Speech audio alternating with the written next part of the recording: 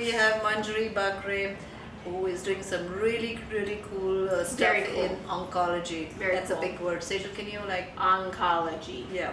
I can't spell it. You know what it is? Yes, of course. Studied cancer. She's baiting me. Yeah. Anyway, please tell us what your company does. Okay, so our company is into developing tests which are meant for personalized treatment planning for breast cancer patients. So today, about 95% of early stage breast cancer patients get chemotherapy, and this is absolute overuse of chemotherapy, especially in stage 1 and 2. About 80% of the patients do not require chemotherapy as they are low risk for recurrence, and the chemotherapy benefit rates are known to be under 10% in early stages. So by doing our test, we can classify patients as low risk or high risk for recurrence, and only the high risk patient should take chemotherapy and the low risk patient can forego chemotherapy.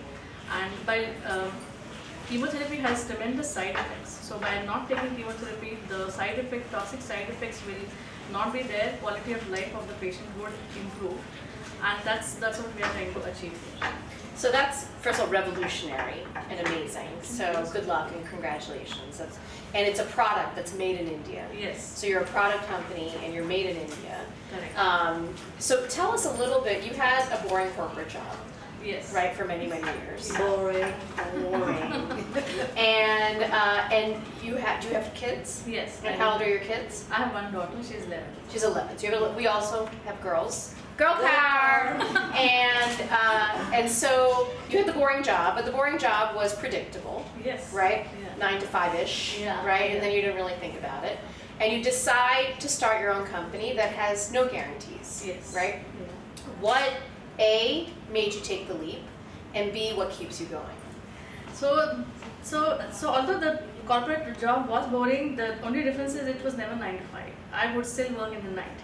And it was really at the point where you keep your family at the back burner, you put in hours, but the next morning you go to work, your project is not for sure. It could be shelved tomorrow, and you start yet another project. So you put in, I worked in the Netherlands for this company and worked on those projects which were going fantastic, but you come back and there's no guarantee you work on the same project. So I decided you get only one life, and this is something I wanted to do because I have seen my friends suffer from breast cancer and taking enormous amount of chemotherapy, and actually they were dying due to chemotherapy more than the cancer because they were in The treatment was worse than the actual actual disease. tumor. Than And there was just no test, so it was just clinician's decision based on the tumor size and so on. So what I realized, and from my background in cancer biology, there was definite signaling pathways that are critical in actually understanding which cancer will come back. So why don't we develop something like this, which will lead to better diagnostics? And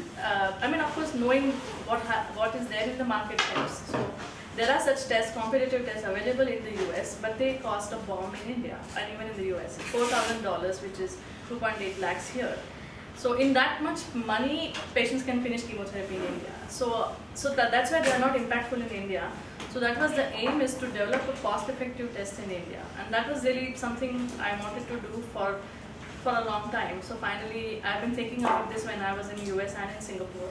So I came back and I did this corporate job at the last straw, and I decided I'm going to quit. I'm going to incorporate this company, and that's how the journey So started. what do you do for fun, darling? No, really. Yeah, because you got to release. This is Yeah, heavy. I do hiking.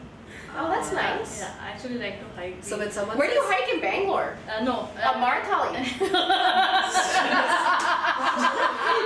It's Kundanahali. If Ramandagaha. someone says take a hike, she's like, I'm off. I went to Bhutan last year. Oh, cool. This Very very narrow cool. escape 1 week before that wonderful earthquake in Oh, Nepal. wow. But yeah, and even in the US, I used to hike a lot. Then we have gone near Sikkim and Sikkim, Nepal, and West Bengal border. There are many actually peaks to hike. So I like to do that once a year to release.